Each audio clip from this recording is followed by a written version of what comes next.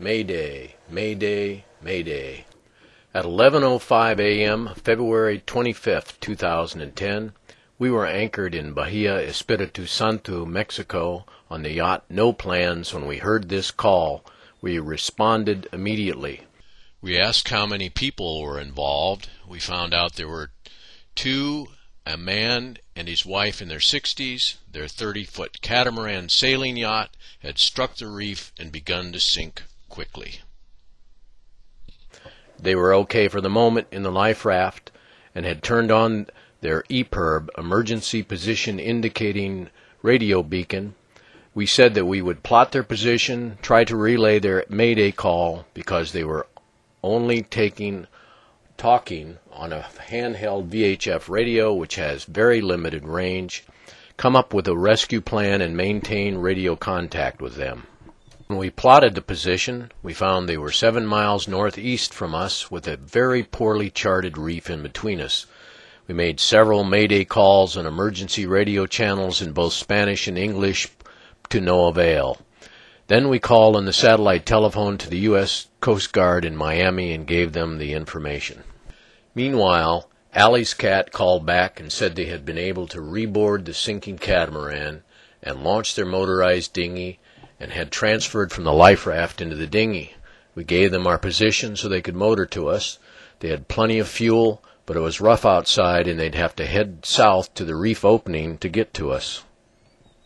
At 11:35, with binoculars, we spotted some fishermen in a panga just inside the reef, 3 miles from us and almost on the same bearing with Allie's cat, and much closer. We had launched our dinghy earlier, and Larry Mason, the owner, and John Raines jumped into the dinghy and sped over to them. We told the fishermen about the sunken boat and gave them the position. They immediately pulled the lines and at 11:50 headed across the reef northeast to Don and Alice. Larry and John returned to No Plans and were able to tell Don and Alice to keep an eye out for the panga. At 11:45, the Coast Guard called back and said that assets were on the way. We told Allie's cat official help was on the way. At 12:25, Don and Alice said they could see the panga coming toward them. Then the panga led them through the gap in the reef, which in no way could No Plans cross. From there, they motored to our boat and at 12:30 boarded us. On board, we had them shower and give them some dry clothes and food. They were uninjured, but as you can imagine, in a state of emotional shock. The boat was uninsured, but they were grateful to be alive. At 15:25, we heard a call in Spanish from the Mexican Navy saying they were looking for the sunken catamaran, and did anyone have any information. We responded to say they were safe on board and gave them our position. It was patrol boat number 1102 Sirius calling, and they were coming to us to take the rescued crew of the catamaran aboard. 20 minutes later, we had a Mexican Navy helicopter hovering over us, so they'd point the way to Sirius. At 15:50, Sirius came alongside of us.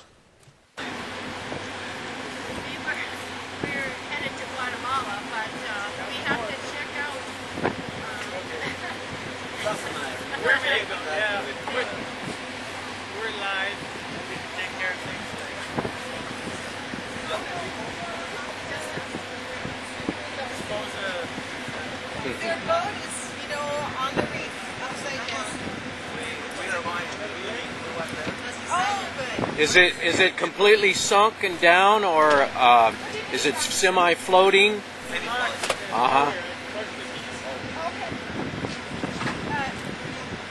We heard their mayday and went out to try to help them through the reef.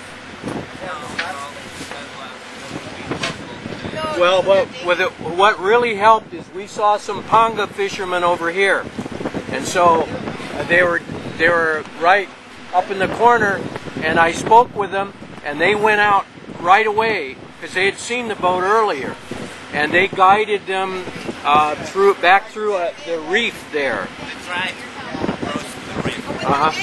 They brought them in with their dinghy. You guys get to go to Machahual. I think for the to Machahual, which is much nicer. I don't know where that is. It's closer to Belize.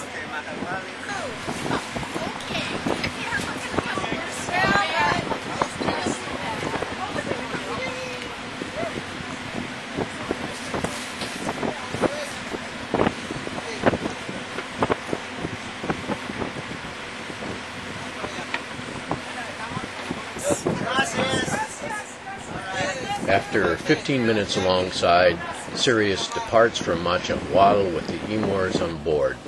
A few days later, we received an email from them saying that they had been well treated there and had made it safely back to the United States.